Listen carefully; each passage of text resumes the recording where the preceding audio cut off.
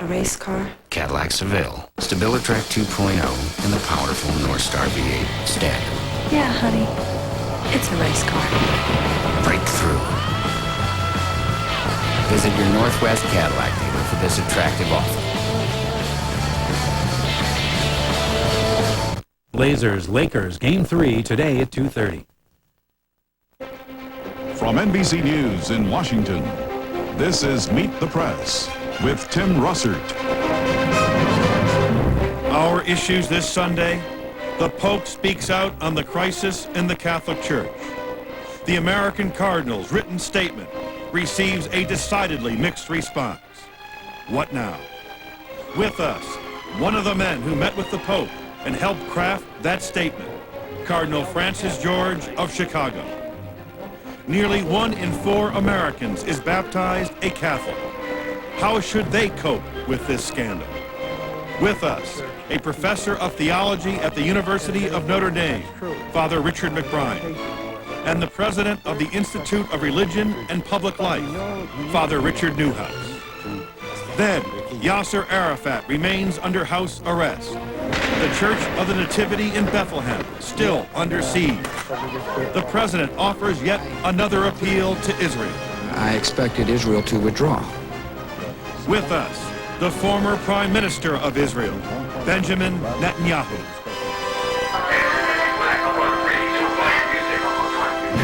But first, joining us now, one of the few men who met with the Pope this week when the hierarchy of the Catholic Church discussed the scandal involving priests and the sex abuse of young people. Cardinal Francis George, welcome. As you well know, sir, the statements issued by the cardinals has received a mixed response in the United States. This is how an editorial in USA Today was read across the country. It said 2 written statements outlining a new national policy on sex abuse added more confusion than comfort. In their best light, the documents show the church benignly bound to its doctrine of forgiveness, but at the price of leaving its parishioners' children vulnerable. A less charitable reading shows a church still in denial. I think the most important issue, Cardinal, is the idea of zero tolerance, one strike. If a priest abuses a child, should he forfeit his ministry? Ministry, yes, but the phrase, as most people use it, is whether he should be thrown out of the priesthood itself. And there, I think there is a conversation that's still going on. Obviously, you tried to engage in that conversation in Rome when asked a question at a news conference. Let me show you that tape and give you a chance to talk about it. There is a difference between a moral monster like Gagin, who preys upon little children and does so in a serial fashion, and to someone who, perhaps under the influence of alcohol, engages in an action with a 17 or 16-year-old young woman who returns his affection. Is not a priest who preys upon a 16-year-old girl a moral monster? Yes, but the possibility of reform is different, and I regret that you didn't continue with what I said, for I said, in fact, there's an equality of evil, and a civil judgment is the same because it's always with a minor, but the context of the question was, what do you do with someone who does this kind of action? And I was trying to reach for an example, which I regret, because people understood that to mean it was consensual. It isn't. It's never consensual. But it is true that in sexual abuse of minors, the individual is always known and sometimes loved by the person who abuses. It takes place in families more than anywhere else. So what I was trying to find was an example where a man would feel remorse, an enormous amount of remorse, and therefore there is a kind of possibility of reform. And with the reform of one's life, then other things become possible. But it's very difficult to talk about the two dynamics at the same time, the legal punishment on the one hand, and then the dynamics of moral reform and the possibility of a truly changed life after having done such a terrible crime. So the confusion seems to continue. There is a mixed view as to whether or not there is going to be a policy of zero tolerance in the United States. That in fact, if a priest is found to have abused a child, he may be able to stay in the priesthood. I think Look, zero tolerance is not our term. It's a term that's been given us, and therefore if you don't meet it, somehow you failed. Zero tolerance for this kind of behavior, of course, there is no question. Zero tolerance in the sense that one strike, if you like, any possible kind of offense of this nature means that therefore you're ejected from the priesthood. There has to be some discussion, I would say, although at this point, given the ambience in which we're now discussing this, the easiest thing to say would be, yes, I agree entirely, and that's the end of the conversation. That means we don't have to think anymore. It's always easy. You have mandated sentences for this. You do this, therefore that happens. In this case, every victim has to be treated separately. You have to ask questions when a victim comes. How do you best heal? How do you help someone whose life has been destroyed because trust is broken, put that life back together again? You have to ask questions. The same thing is true, I believe, when you're treating it with a perpetrator. It's always wrong and terribly wrong. It's a terrible crime, and it's an awful sin against God. But then once you say that, if there is some possibility of reform of one's life, because all of us can sin, and therefore no one stands entirely apart, either from sin or from the virtue of someone. We're in this together in the body of Christ. What do you do with that person? Do we put them out on the streets? Is that what's going to help kids? I think the question has to be, what will be in place in order to safeguard children? It's easy to disavow someone and put him out in the street, and then the society has to deal with him. If, in fact, you have to deal with him, you have to monitor him, you have to keep him under kind of house arrest, you have to watch what he's doing, then, in fact, you can be more certain in some ways that a child will never again be abused by this man. So I think that the idea of asking some questions, even though it's not in vogue right now, is not irresponsible. In fact, just the opposite. But every time you say that, you get in extreme trouble because people think you're not serious about what is a terrible, terrible crime. Cardinal, the concern seems to be that the priests were not put out in the street or even relieved of their ministry, but simply transferred from parish to parish and still be able to remain in contact with young children. Why didn't the cardinals take actions against their fellow cardinals or bishops who were negligent, some even say criminal, in their inability to weed out sexual predators from the priesthood? There's no question that that simply has to stop, and I hope it has stopped everywhere, and unfortunately it didn't stop long ago. But the meeting was not to stand trial or create a trial. The meeting was an informational meeting. Right now we cannot simply throw someone out of the priesthood. It's impossible. Rome has to allow us to have changed regulations on this, and that's the permission we got. We have no national policies, we have national guidelines because we cannot, in law, in the church, legislate for other dioceses. The Pope's spokesman, Navarro Valls, had this to say last week in Rome. He said that he questioned whether the ordination of gays were even valid, and, quote, people with these inclinations just cannot be ordained. Is it your view that people who are inclined towards homosexuality are not eligible for the priesthood? There are two easy answers to this crime and sin. One is to say do away with celibacy. The other is to indicate that it's a problem of homosexuality. Both of them deserve to be talked about, but neither one is exclusively the answer because most child abusers are married men, the overwhelming majority, and there are acts against adolescent girls as well as against young boys. Nonetheless, I think the question has to be raised. I would prefer to look at it by going back to the nature of the sacrament and asking what is the vocation to the ordained priesthood. A priest is a married man. He's married to the church. He has the same bride Christ has, and if he can't see himself as a married man with a family, then he shouldn't be ordained. He's not an ecclesiastical bachelor. He's not an eternal boy. He is someone who is called to be a father of a family. That's why he's called father. He has the same family that Christ himself has, and only that family in the Latin Church. But nonetheless, that's part of the identity. That having been said, then you go on to raise certain questions. I think that the Vatican's press officer was saying, how can somebody who understands that he could never be a husband and a father accept ordination? It's as if it were being accepted under a false pretense. I suppose that's what he meant. I haven't talked to him personally about it, but it's certainly an important point that has to be discussed. But do you believe that men who are homosexuals can be ordained in the priesthood? Can be. Obviously, some have been.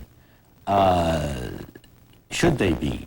I think you have to ask, I would say, is there the possibility of generosity, of generativity in this man's life?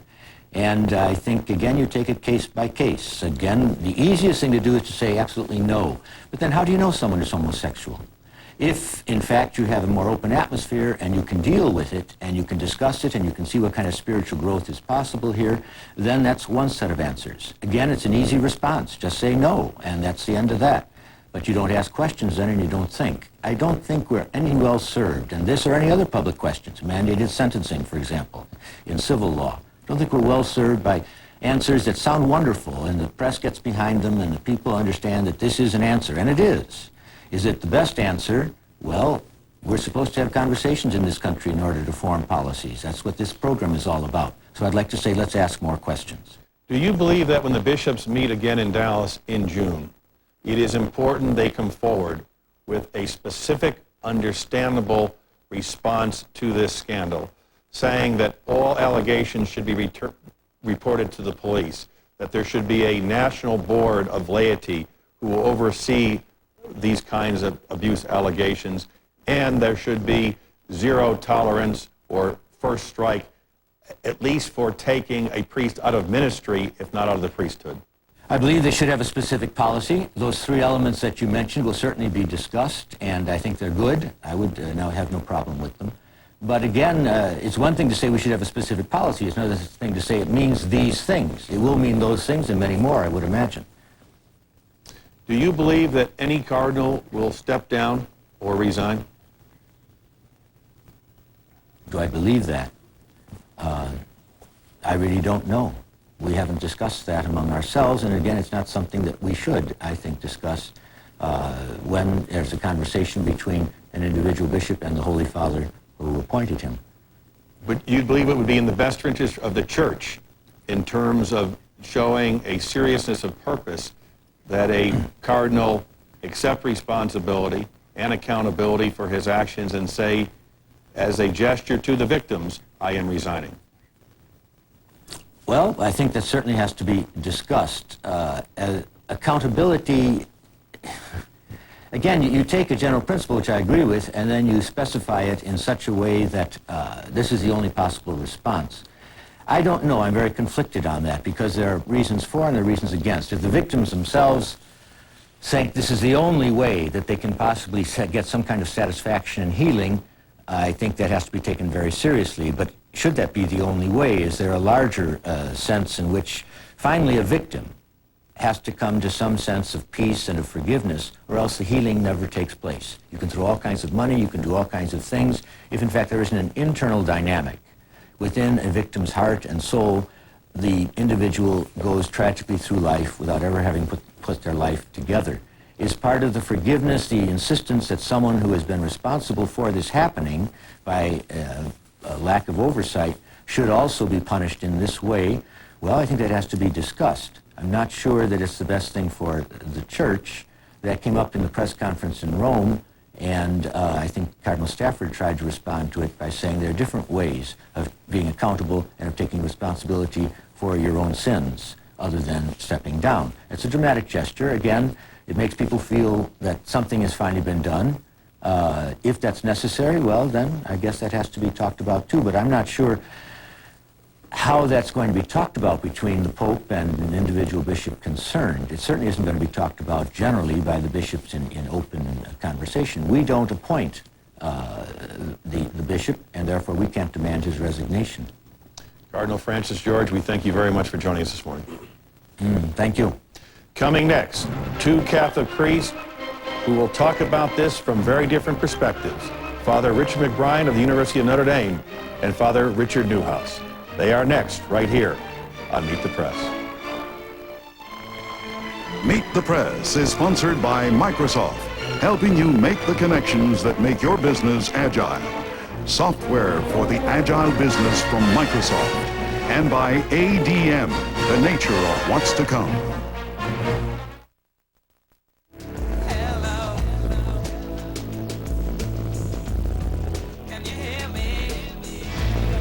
Our air is trying to tell us something. ADM believes that for every problem, nature has an answer. Ethanol, a cleaner burning fuel made from corn. It helps the air. It helps the farmers. And if we need more, we grow it. ADM, the nature of what's to come.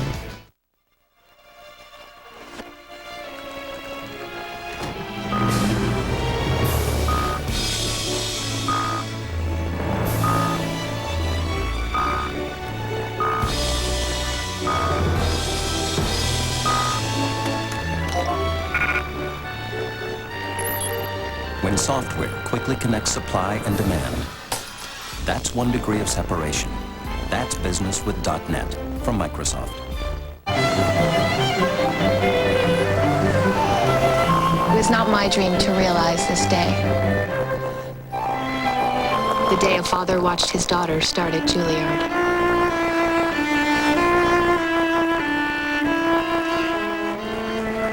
But I embraced that dream with unwavering attention and made it my own, because that was the dream of my client. And that's what I do at Morgan Stanley, one client at a time.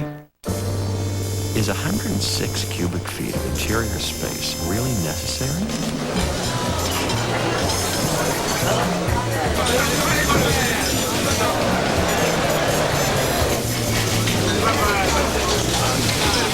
As a matter of fact, it is. Avalon, the most spacious sedan we've ever created.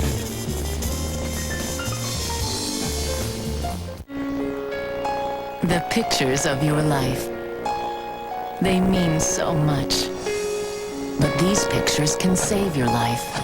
These were taken by GE's Discovery LS, a breakthrough in cancer detection. It not only locates a tumor, it tells immediately if it's cancerous or not, without surgery. The good news is, you're the picture of health. So now, there can be more pictures like these. GE's Discovery LS. Ask your doctor about it. And we are back. Fathers, welcome both. Father McBride, let me start with you. Your assessment of the Catholic cardinals from the United States meeting with the Pope and the subsequent statements they released to the public. Well, on balance, my assessment tends to be more negative than positive, which doesn't mean that I think it was a waste of time. I think it was important for the Pope to call the meeting. It indicated that the Vatican was finally taking the crisis in America very seriously.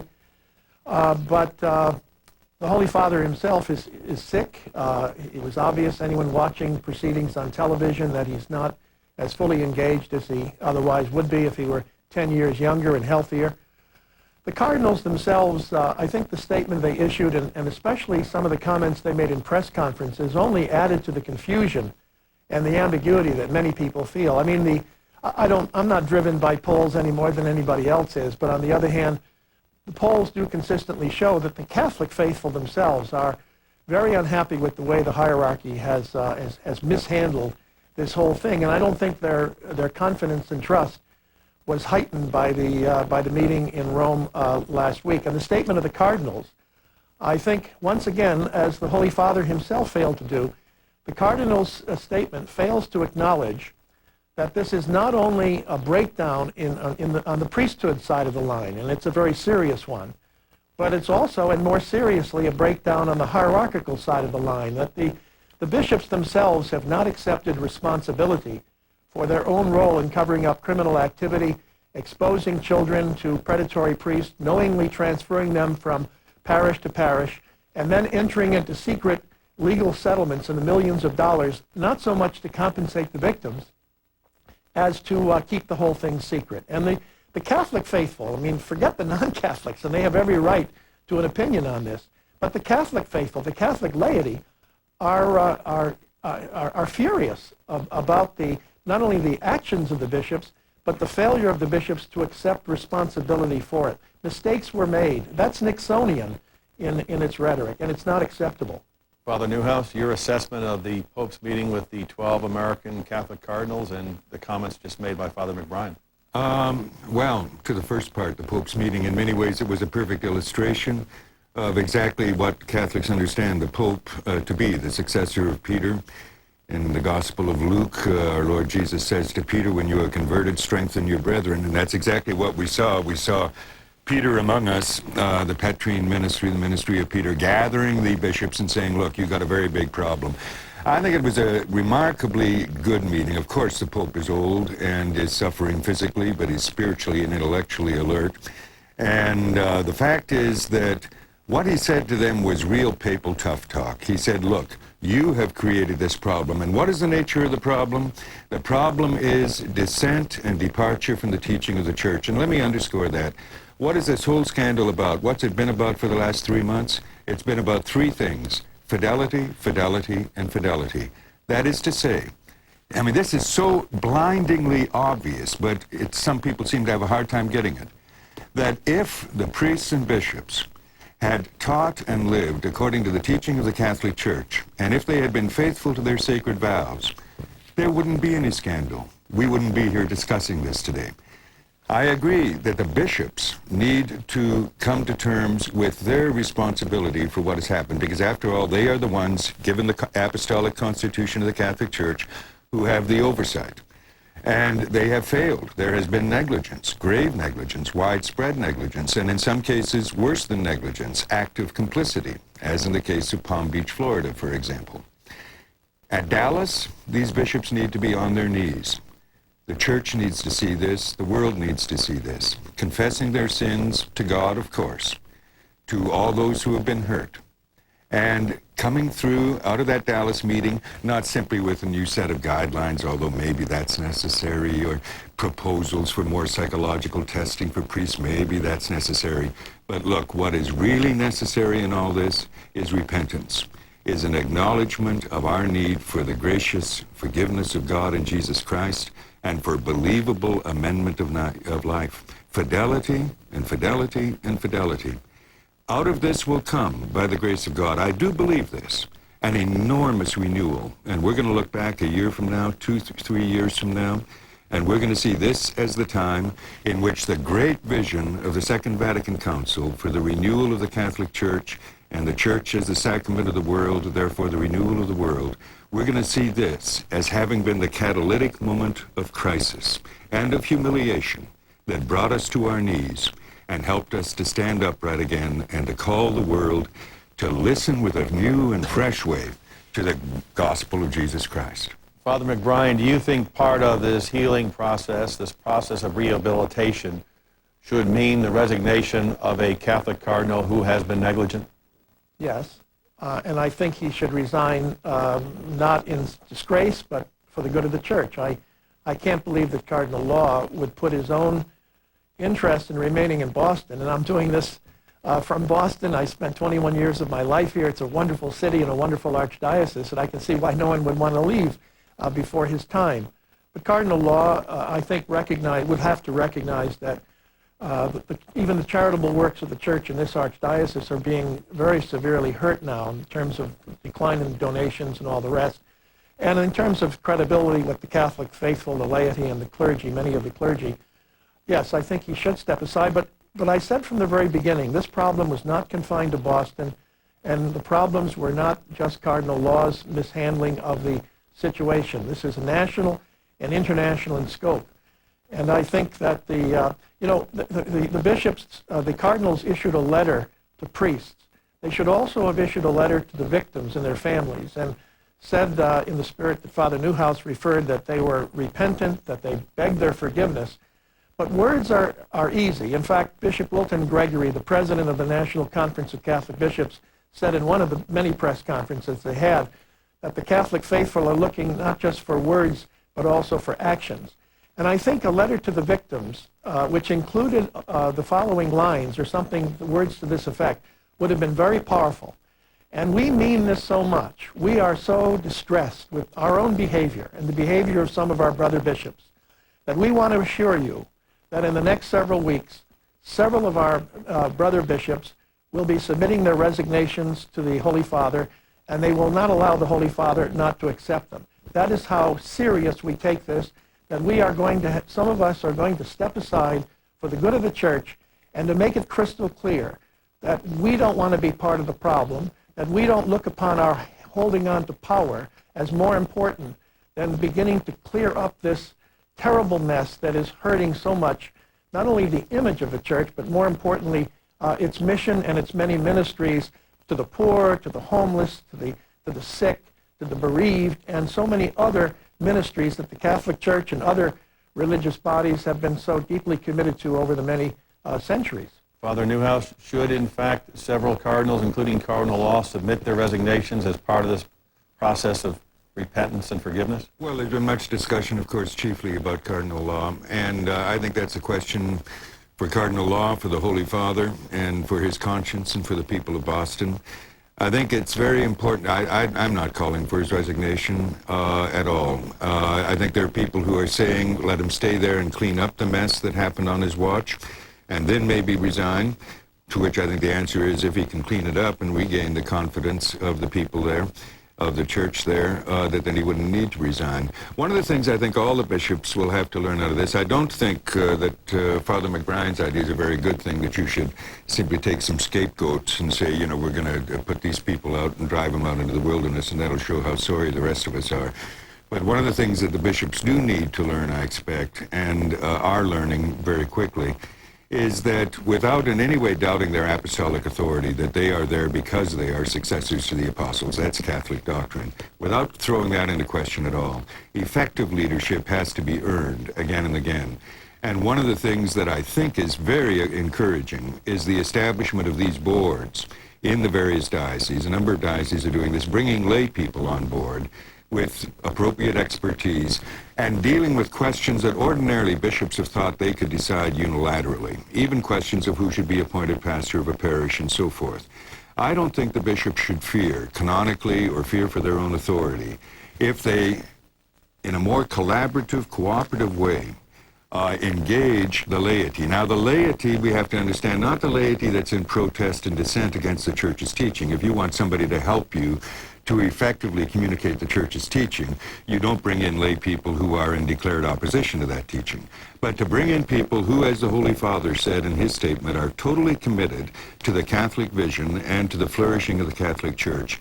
And I think we will see bishops working collaboratively and understanding that, especially in the American democratic ethos, it is necessary that leadership not only be earned once, but that effective leadership be renewed again and again. And we're going to see this happen, whether it happens in Boston, whether it happens under Cardinal Law, or whether it'll happen under his successor. And surely every bishop knows that his time is limited, and they're there to serve, I think, not to exercise power. They're there to serve. They are overwhelmingly men of great competence and enormous devotion and radical commitment to the fullness of the Catholic faith and to the kind of renewal that the Holy Father talked about in reminding us that this whole scandal is about, again, faithfulness, fidelity, fidelity, fidelity.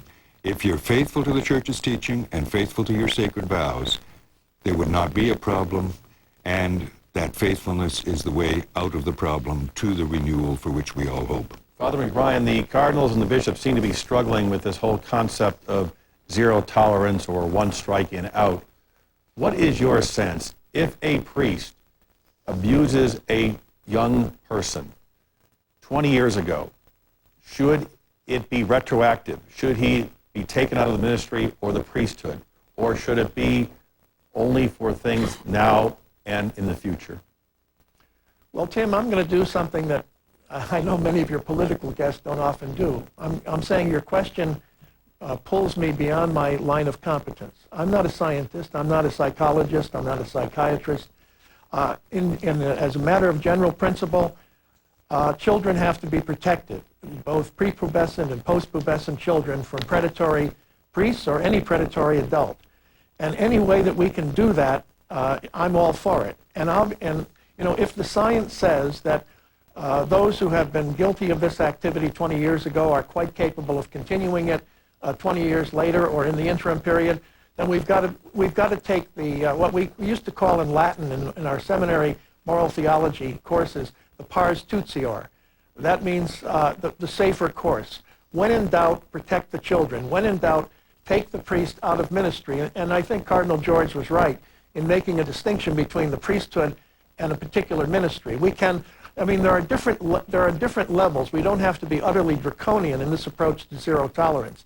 There are different levels we can adopt that take the priest out of a ministry keep him from any contact with children, unless we are satisfied with scientific evidence and with other consultations with law enforcement people, that having this individual still be known as father and having access, therefore, that others would not have in our society, then in that case follow the safer course and take him also out of the priesthood. But it's a very complicated matter, and I don't expect the bishops in Dallas in June to be able to come up with a solution very easily, any more than the cardinals were able to do so in Rome last week.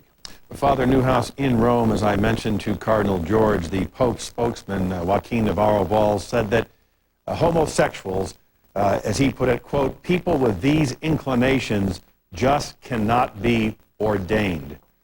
Do you believe the Catholic Church should prohibit homosexual men, gay men, from being ordained priests? Well, actually, Joaquin Navarro-Valls went a bit far out on a limb and said even that those who had been ordained might be invalidly ordained.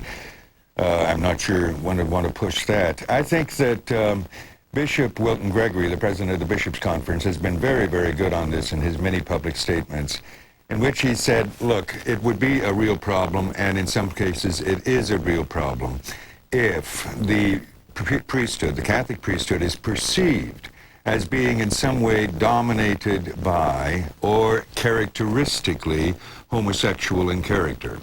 And that is a problem. But here we're talking, as Cardinal George, I think, rightly said, and we can't be simplistic about this.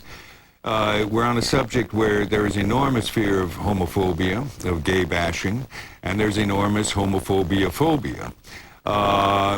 We can say, it seems to me, that people with same-sex attractions obviously pose a enormous problem in contexts such as seminaries, where you have an all-male situation in which, by definition, they're going to be sexually, erotically attracted to one another, and in which, and this is the serious part that I think Bishop Gregory is underscoring, in which heterosexual men are going to be made to feel uncomfortable, in some sense being outsiders, and in another sense being, if I may coin a phrase, sex objects, objects of other men's desires. This creates a very, very unhealthy, a very profoundly disordered circumstance in which the temptations to act out in a way that is in violation of the Church's teaching, that is in fact grave sin, becomes all the more likely. And we see that, of course, in these cases, which, as we recall back a few months ago, everybody was talking about pedophilia. We know now it's not about pedophilia.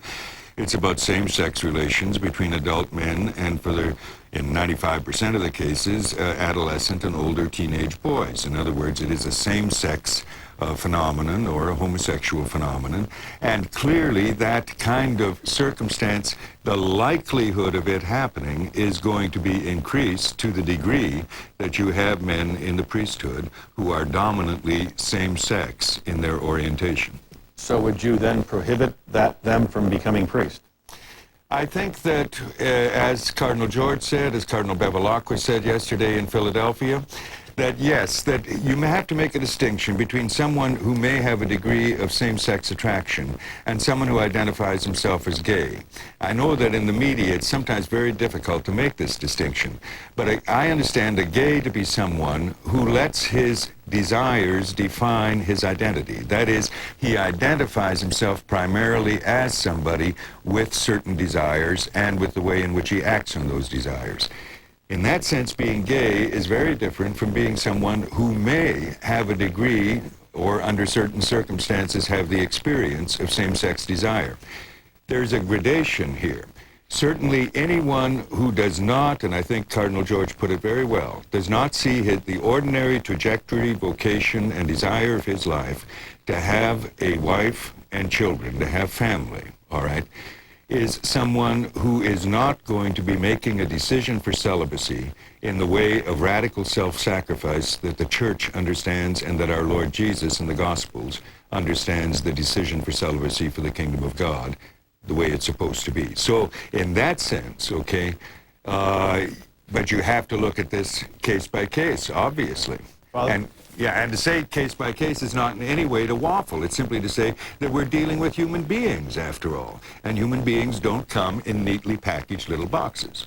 Father McBride, should, in fact, homosexual men be allowed to be ordained in the Catholic Church? And in light of the statistics that Father Newhouse talked about, that Father Don Cousins wrote about in his book, The New Face of the Priesthood, that 90 to 95% of these cases do involve priests and young men, 15, 16, 17, in order to broaden the universe in which the Catholic Church can recruit priests and bring in vocations, allow priests to be married? Well, my answer to your first question is yes. Gays should be allowed to become priests if they have a ministerial aptitude, and they can treat people with respect and relate with all kinds of people in the church in a very healthy manner. And there are gay priests who do that now. I think, however, the priesthood, because of the rule of obligatory celibacy, it just stands to reason that it's going to be an attraction for someone who doesn't have a call to marriage and perhaps is conflicted in his own sexuality. And it's really skewing the whole thing. I'm not simplistic, and I would not argue that celibacy has caused all this. Of course not. But I think it's equally simplistic to say that celibacy is not at all related to this crisis. Of course it's related to this crisis. I mean, can you imagine if we required every member of the U.S. Congress to be celibate for life? I mean, it might be a good thing in some people's minds that we would have, I think, a disproportionately high number of gays and lesbians in the United States Congress. I mean, it would stand to reason. I mean, if you're limiting your pool of recruits for the most important ministry in the case now of the Catholic Church, the priesthood, if you're limiting your pool of recruits to about 5% of the population, people who have no call to marriage, are either gay or a lesbian. We haven't got to the lesbian thing yet since we don't have women priests. And then you're going to have others who are still working out their sexuality, who are still exceedingly immature, and look upon the celibate life of the priesthood as a way perhaps of dealing with and controlling and containing their sexual conflicts. I mean, it comes back to that issue. It's as simplistic to say celibacy has caused this crisis as it is simplistic to say that celibacy has nothing to do with it. When the bishops say that celibacy is God's gift to the church, my question is this. Let's forget the 11th century. Let's forget property disputes. Let's forget all that. If we were starting from day one right now and said, look, you know, the Catholic Church is now entering a new springtime, a new period of resurgence, let's put everything on the table. Is it a good idea to have a celibate clergy, to force every priest, every recruit, every person who's considering a vocation to promise that for their entire lives they will never marry and they will never involve themselves in relationships that are in conflict with that vow of obligatory celibacy? People would say, well, why do that? And the Catholic Church now has thousands of married priests in Eastern Rite churches. The Roman Catholic Church has accepted a number of former Episcopal clergymen who are married, have families, and are allowed to continue as priests, as married priests with families right now in the Roman Catholic Church. For the first 1,000 years, the Roman Catholic Church has had a married clergy. We've had popes who were married. In 2 cases, we had popes who were succeeded by their sons into the papacy, and all 4 are recognized today by the Catholic Church as saints. So that's my point. If we were starting from scratch, would we require this today? And in my judgment, I think the answer would be no. For those who have the gift of celibacy, fine. But the great majority do not. And what's wrong with having priests who are married any more than they say sometimes, and I realize I'm going on too long here, Tim, but they say, for example, that the priest shouldn't be married because he has to devote himself fully to the service of his people. Well, by that logic, maybe we should require our presidents of the United States to be celibate, because if they have families and children and family problems, they're going to be distracted from doing the work which is the most important job in the world. Father Richard McBride from the University of Notre Dame, Father Richard Newhouse, we are out of time. We thank you very much for a very interesting and civil discussion this morning of a very complicated subject. Thank you both for joining us. Thank you, Tim. Coming next, Saudi Crown Prince Abdullah meets with President Bush and issues a warning about the United States' relationship with Israel. What is Israel's long-term strategy in dealing with the Palestinian issue? We'll ask their former Prime Minister, Benjamin Netanyahu. He is next, coming up right here on Meet the Press.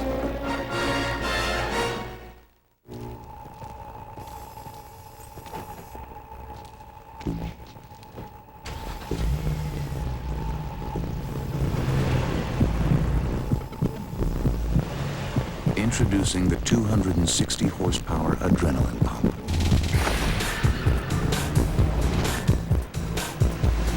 The new G35 from Infiniti.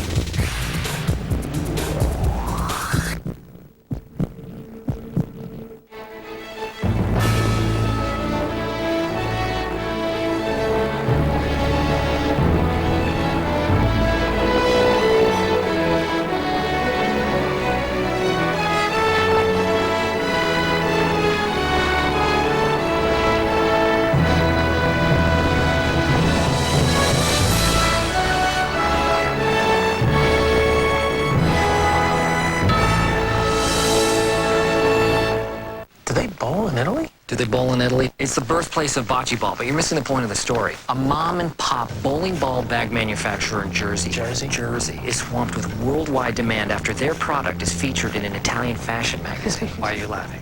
I was thinking of bocce shirts.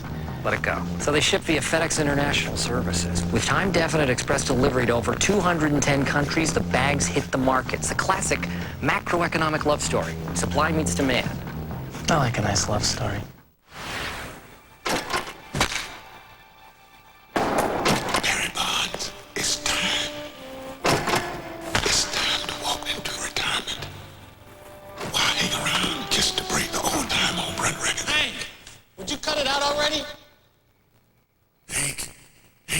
Want retirement advice from someone you can trust? At Charles Schwab, you'll get expert advice that's objective, uncomplicated, and not driven by commission. To discuss your retirement plan, call 1-888-4-SCHWAB. Creating or encouraging more suicide bombers. We'll ask former Prime Minister of Israel, Benjamin Netanyahu, after this station break.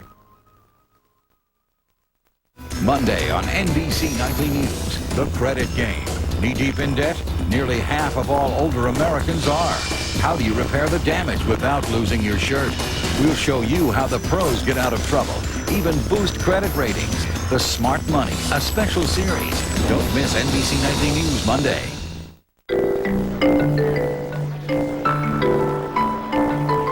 America's best-selling luxury SUV now has a stylish limited edition, the Lexus RX 300 Coach Edition, with 2 complimentary coach bags, a premium leather-trimmed interior, and bird's-eye maple accents. Consider the road properly accessorized. See Lexus of Portland. News Channel 8 serves the needs of children in our community in several ways. One way is by providing educational and informational programming. These programs air on the weekends and are identified with the letters EI. Thanks for watching News Channel 8. Benjamin Netanyahu, good morning and welcome. On Thursday, President Bush, for the 6th time, said that Israel should withdraw its troops from the West Bank, including Ramallah and Bethlehem. The Israelis did not, and in fact moved into 4 new towns. Why is the Israeli government refusing to listen to President Bush? First of all, I'm sure everyone in Israel listens very carefully to President Bush because in my mind, and not only in mine, he has been a tremendous friend of Israel, and I don't think we've had a greater friend in the White House. But Israel, as Ari Fleischer, the president's spokesman, has said often, is a sovereign country and must deal with the security problems that reappeared only yesterday with the murder in her bed of a little girl as well as other innocent civilians. We have to deal with that, and we are trying as quickly as we can to wrap this up, but it takes time. It doesn't take us the 7 months it's taken you in Afghanistan, but it's not 7 days, it's not even 7 weeks, I have to say. And it won't be. I doubt very much it'll be 7 weeks. Shimon Peres, the foreign minister of Israel, was on this very program last week, and he said to exile Arafat is a, quote, foolish idea.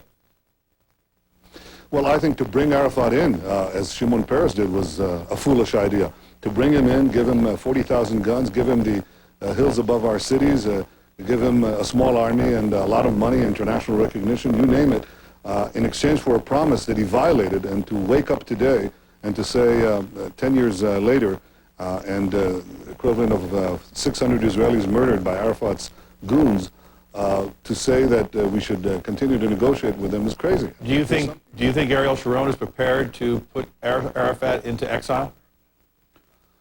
You know, I told him, I don't know, but I'll tell you, I think he wants to. I told him in a meeting I had with him after I came back from the United States, I said, look, I think the formal position, maybe the real position of the United States is against it. But I've been talking to the American public, to the American people. I've been talking to, primarily, I must tell you, to non-Jewish audiences, and not just evangelicals. A lot of people who are just middle America, in middle America. And when I give a speech there, I'll tell you where I get the biggest applause, sometimes standing ovation, when I say that what we should do to Arafat is what you did to the Taliban and what you're going to do to Saddam Hussein. What I just said, we should kick him out. And people get on the chairs. I've got some videotapes to prove it. They get on the chairs and they clap. And I think that the American people instinctively understand that this is what you do. Is there anyone in the Bush administration who privately supports kicking Arafat out? Well, you'll have to ask them then. What is the Israelis' strategy with the military incursion? Arrest terrorists, clean out some of the camps, but then what? Where do we go from there? Well, I think we have to do in the short term three things. I think we have to kick out Arafat, because if he's there, you're going to have this regime that poisons the minds of young Palestinians. It gets them to glorify death and self-immolation, suicide. That is very dangerous. This human bomb factories that Arafat is creating is dangerous for all of us, not only for us, by the way, because it'll spread eventually. So I think we have to get rid of the generator of these suicide cells, if you will. The second thing we have to do is clean out the area. We've done a good part, but not all of it, and I think we have to complete it. The third part is I think we have to build a physical barrier which doesn't exist around the West Bank and Israel. It exists. It doesn't exist in Judea Samaria. It exists in Gaza. So we've not had any suicide bombers from Gaza because they just can't get through the fence. So we'll have to decide on a physical barrier, which is not a political border. That can only be decided in negotiations when we have one day a partner that seeks to live in peace with us and not to destroy us. Would the Israeli government be willing to abandon some Israeli settlements for peace? I think that this is something that will have to come up in the future. I personally do not volunteer concessions in advance of negotiations. That's why I come out with better results in negotiations. There are many who have expressed the concern that while hundreds of terrorists may be arrested because of the Israeli incursion, that thousands more, perhaps a new generation, is being created. This is how the New York Times reported it on Thursday. Pictures of 3 Palestinian young boys, 15, 15, and 14. Most Palestinians blame the long Israeli occupation, the recent Israeli incursion into the West Bank, and the crushing poverty here for driving young Palestinians to increasingly desperate acts. Palestinian parents expressed bewilderment at the number of young boys saying they were eager to become martyrs in recent weeks. The 3 boys who carried out the Tuesday night attack went to the same school, and all the boys were said to be excellent students.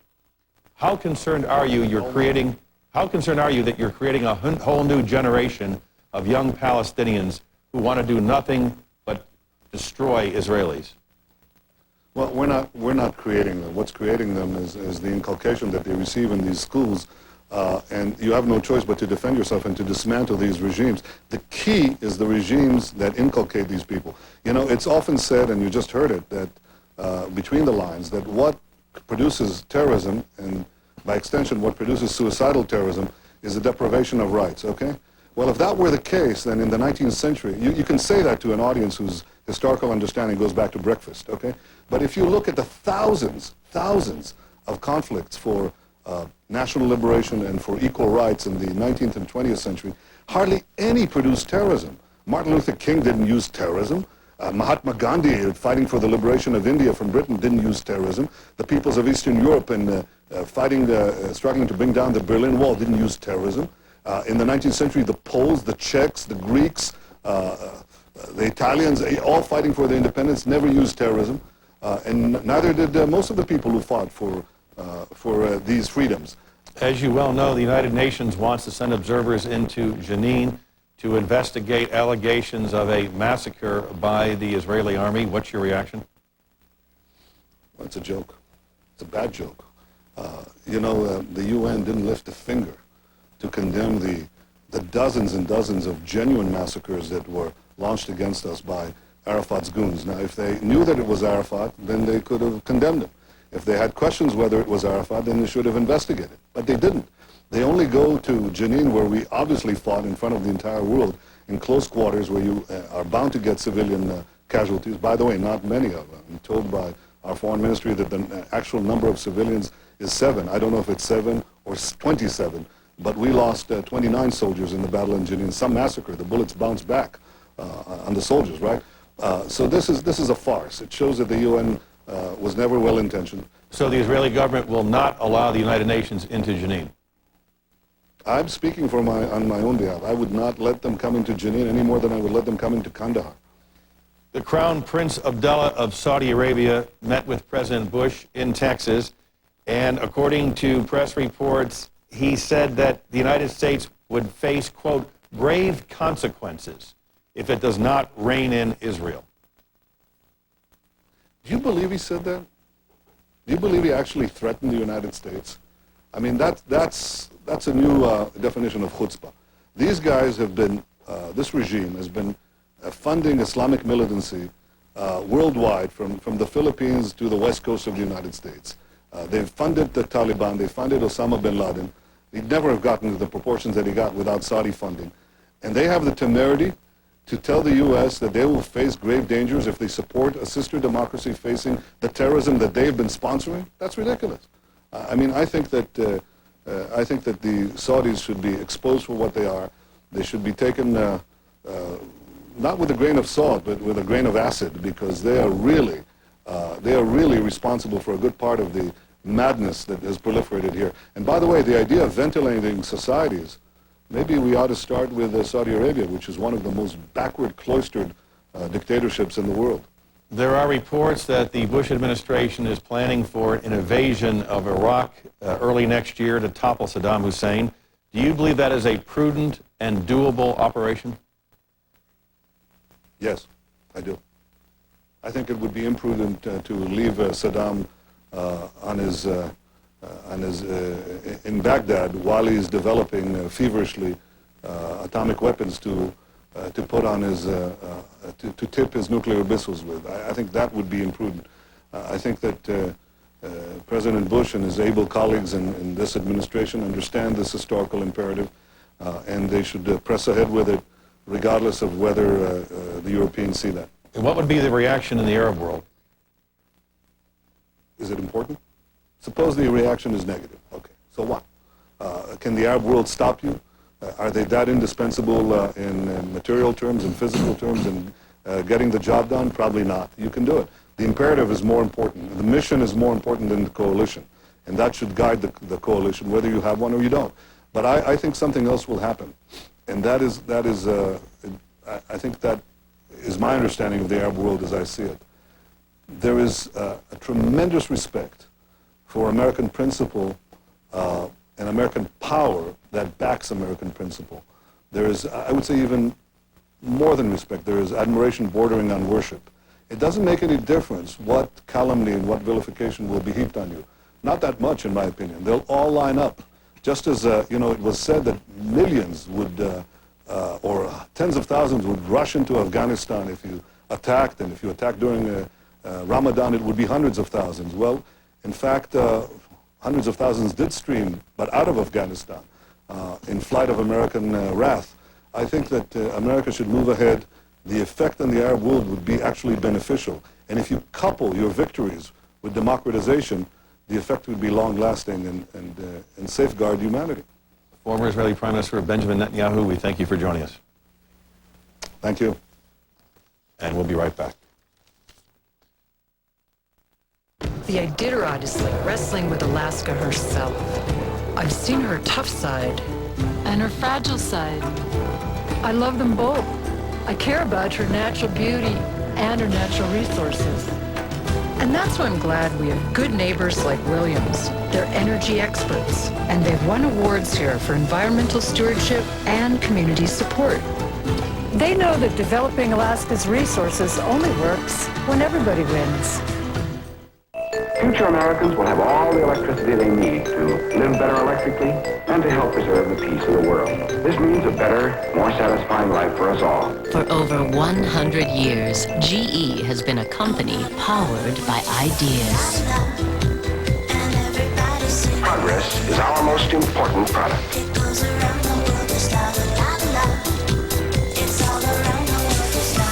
Now here's another General Electric first.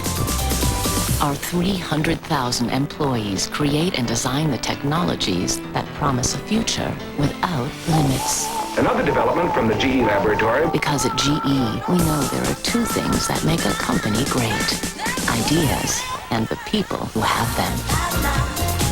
And this is what we call automation. With over a century of great ideas for our customers and the world, we're GE. We bring good things to life.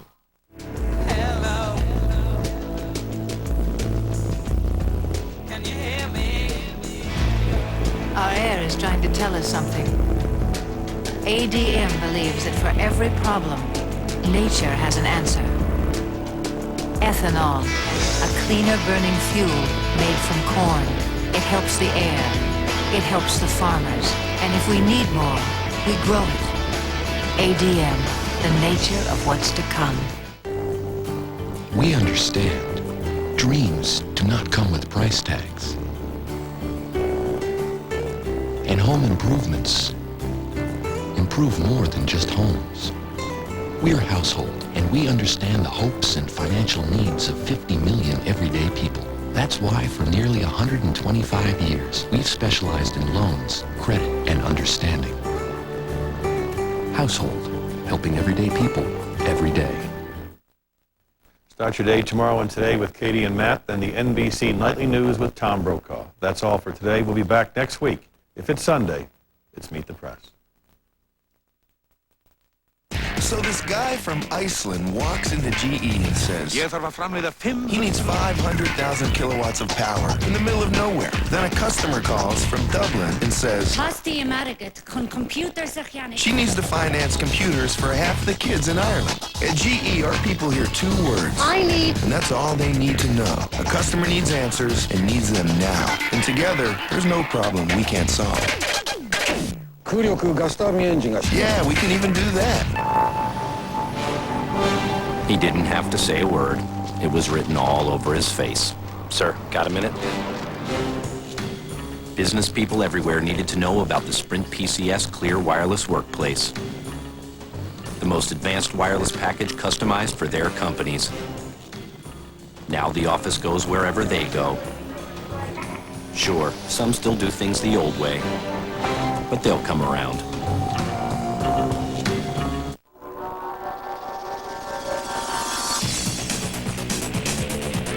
The gold standard turns platinum, the New York Times. Hands down, the car of the year, the Detroit News. The interior is near perfect. Business Week. Hey, who you calling near perfect? The 2002 Camry. What if every market operated like the stock market? Would price swings leave you paralyzed with indecision? Or would you chase whatever's hot at the moment?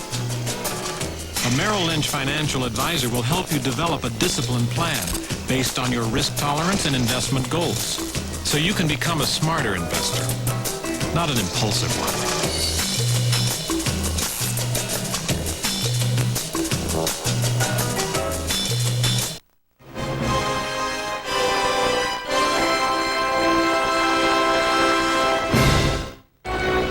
Press is a presentation of NBC News. More Americans watch NBC News than any other news organization in the world.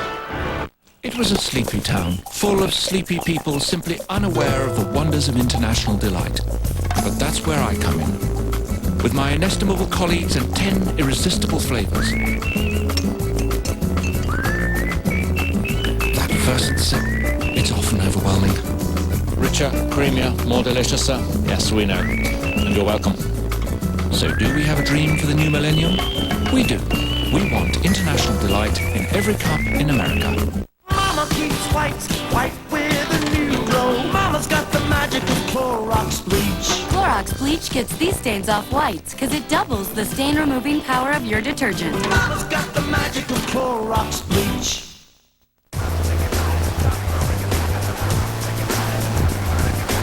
Plan